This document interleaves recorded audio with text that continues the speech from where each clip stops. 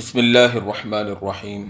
تاریخ عالم کے عظیم فاتحین کا جب نام لیا جاتا ہے تو بالخصوص مسلمان فاتحین کے اندر سلطان محمود غزنوی رحمۃ اللہ علیہ کی ذات مبارکہ سب سے نمایاں نظر آتی ہیں، اور آپ کی زندگی عظیم الشان فتوحات اور عظیم کارناموں سے بھری پڑی ہے، لیکن بالخصوص ان کا ہندوستان کے ایک مشہور مندر سومناتھ کو فتح کرنے کا واقعہ اس قدر مشہور اور اس قدر لازوال ہے کہ رہتی دنیا تک پورے عالم انسانیت کے اندر اس کو یاد رکھا جائے گا۔ 415 ہجری میں سلطان محمود کو ان کے چند قابل اعتبار لوگوں نے بتایا کہ ہندوستان والوں کا یہ عقیدہ ہے کہ موت کے بعد انسان کی روح بدن سے جدا ہو کر سومناتھ کی خدمت میں حاضر ہوتی ہے، اور سومناتھ ہر روح کو اس کے اعمال اور کردار کے مطابق ازرو تناسخ نیا جسم عطا کرتا ہے۔ تناسخ یا آواگون ہندوؤں کا ایک مذہبی عقیدہ ہے جس کے مطابق ایک انسان مرنے کے بعد اپنے اعمال کے مطابق کسی دوسرے روپ میں آتا ہے۔ اگر وہ نیک اعمال والا ہو تو اچھی شکل میں دوسرا جنم لے کر دنیا میں آتا ہے، اور اگر برے اعمال کرنے والا ہو تو وہ کسی ذلیل اور کسی جانور کی شکل میں دنیا میں آتا ہے۔ تو اس کو تناسخ کہتے ہیں، اور ہندو یہ سمجھتے تھے کہ ازرو تناسخ اس آدمی کی روح کو نیا جسم سومناتھ کا مندر اور اس کا جو بت ہے وہ عطا کرتا ہے۔ ہندوؤں کا یہ اعتقاد بھی ہے کہ دریا کا اتار چڑھاؤ اصل میں سومناتھ کی عبادت ہے جو اس صورت میں ظاہر ہوتی ہے۔ محمود کو یہ بھی بتایا گیا کہ ہندوؤں کے خیال میں وہ بت جنہیں محمود نے پاش کیا تھا ایسے بت تھے جن سے سومناتھ ناراض تھا، اسی لیے اس نے ان بتوں کی طرفداری نہیں کی، ورنہ اس میں اس قدر قوت ہے کہ وہ جسے چاہے ایک لمحے میں تباہ و برباد کر سکتا ہے۔ سلطان محمود رحمہ اللہ کو یہ بھی بتایا گیا کہ برہمنوں کے اعتقاد کے مطابق سومناتھ بادشاہ ہے اور باقی تمام بت اس کے دربان اور مصاحب ہیں۔ محمود نے جب یہ بے معنی افسانے سنے تو ان کے دل میں جہاد کا شوق ابھرا، اور انہوں نے سومناتھ کو فتح کرنے اور وہاں کے بت پرستوں کو قتل کرنے کا ارادہ کر لیا۔ اس مقصد کے پیش نظر محمود نے اپنا خاص لشکر تیار کیا اور دیگر 30,000 سپاہیوں کو ساتھ لیا جو ترکستان وغیرہ سے جہاد کی غرض سے آئے ہوئے تھے، اور 20 شعبان 415 ہجری کو سومناتھ کی طرف چل دیے۔ اس زمانے میں سومناتھ ایک بہت بڑا شہر تھا اور یہ دریائے عمان کے کنارے پر واقع تھا۔ یہ شہر اپنے عظیم الشان بت کی وجہ سے تمام برہمنوں اور غیر مسلموں کے نزدیک کعبے کی سی اہمیت رکھتا تھا۔ آج کل یہ شہر بندر دیو میں ہے اور اہل فرنگ اس کے اوپر قابض ہیں، اور آج کل یہ انڈیا کا شہر ہے جو کہ ان کے صوبے گجرات کے اندر موجود ہیں۔ بعض تاریخوں میں یہ بیان کیا گیا ہے کہ نبی پاک صلی اللہ علیہ وسلم کے زمانے میں چند غیر مسلم ایک بہت بڑا بت خانہ کعبہ سے ہندوستان میں لائے تھے، اسی بت کا نام سومناتھ تھا۔ اس بت کو اس جگہ نسب کیا گیا، لہذا اس مقام کا نام بھی اس بت کے نام پر سومناتھ رکھا گیا۔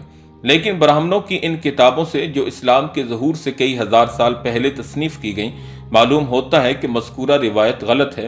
ان کتابوں کے بیان کے مطابق یہ بت سری کرشن کے زمانے سے تمام برہمنوں کا معبود ہے، اور برہمنوں کے قول کے مطابق شری کرشن نے اس جگہ دنیا اور اہل دنیا سے روپوشی اختیار کی تھی۔ رمضان المبارک 415 ہجری کے وسط میں سلطان محمود اپنے لشکر کے ساتھ ملتان پہنچے۔ یہاں سے آگے راستہ میں ایک خشک اور بے آب و گیا جنگل پڑتا تھا، اس لیے سلطان محمود رحمہ اللہ نے سب لوگوں کو حکم دیا کہ وہ اپنے ساتھ چند دنوں کا پانی اور غلہ رکھ لیں۔ اس کے علاوہ خود انہوں نے بھی 20,000 اونٹوں پر غلہ اور پانی رکھ کر لشکر کو آگے بڑھنے کا حکم دیا۔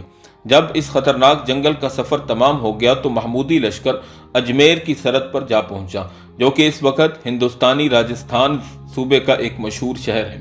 اجمیر کا راجہ محمود کی آمد کی خبر سن کر روپوش ہو گیا، اس لیے حسب معمول سلطانی لشکر نے دل کھول کر اس شہر کو تاراج کیا، لیکن اجمیر کے قلعے کو تسخیر کرنے کی کوشش میں وقت ضائع نہ کیا، کیونکہ محمود غزنوی رحمہ اللہ کا ارادہ سومناتھ کو فتح کرنے کا تھا، لہذا یہاں سے یہ لشکر آگے بڑھ گیا۔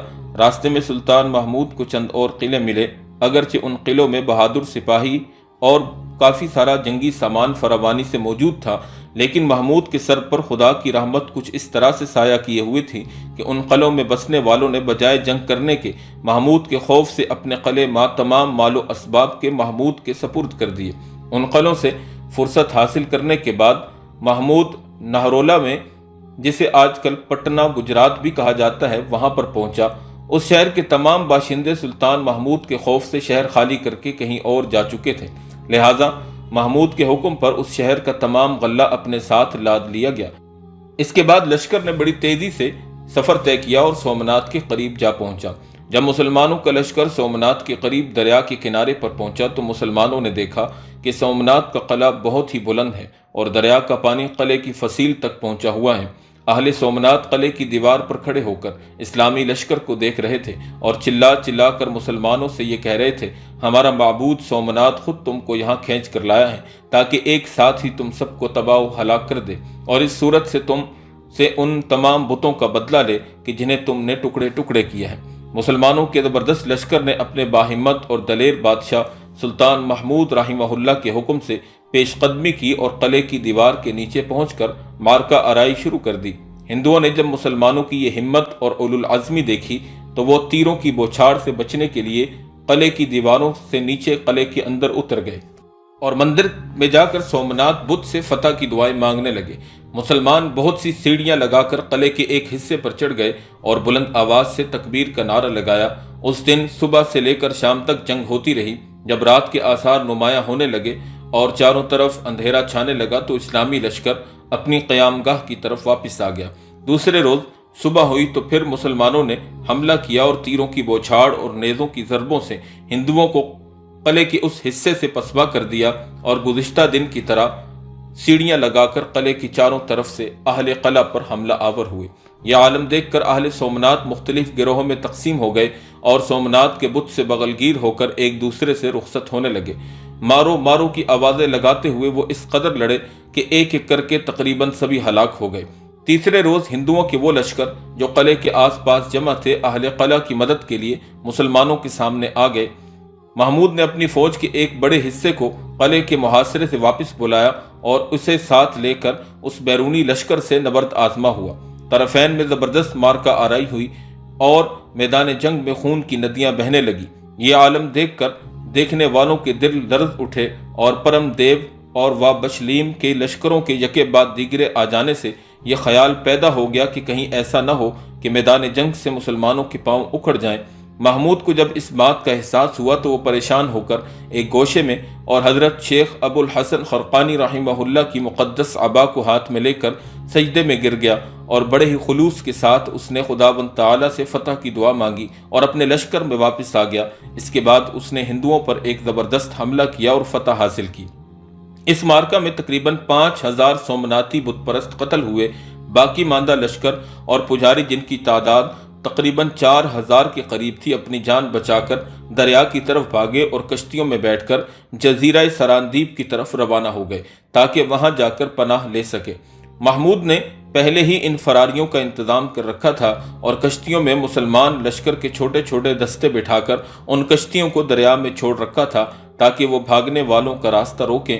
لہذا جس وقت ہندو کشتیوں میں بیٹھ کر جزیرہ سراندیپ کی طرف روانہ ہوئے اسی وقت مسلمان لشکریوں نے ان پر حملہ کر کے ان کی کشتیوں کو غرق آب کر دیا۔ یہ تمام تفصیلات سومنات کی فتح کی تاریخ عالم جلد اول کے اندر مذکور ہے اور وہیں سے آپ کے سامنے بیان کی گئی۔ تو میرے بھائی دوستو بزرگوں، آپ نے یہ واقعہ سنا، یقیناً پہلے بھی سنا ہوگا، لیکن امید ہے کہ اتنی تفصیل کے ساتھ اور اتنی ڈیٹیل کے ساتھ شاید آپ نے یہ واقعہ کبھی نہ سنا ہو۔ آپ تمام ساتھیوں سے گزارش ہے کہ اگر یہ پسند آئے تو ہمارے چینل کو سبسکرائب بھی کیجئے گا اور اس کو اپنے دوست احباب میں شیئر بھی کیجئے گا اور کمنٹ سیکشن میں اپنی رائے کا اظہار ضرور کیجئے گا۔ ہم آپ کے کمنٹس پڑھتے ہیں اور اس کے مطابق ہم اپنی اصلاح کی کوشش بھی کرتے ہیں۔ وآخر دعوانا ان الحمد للہ رب العالمین۔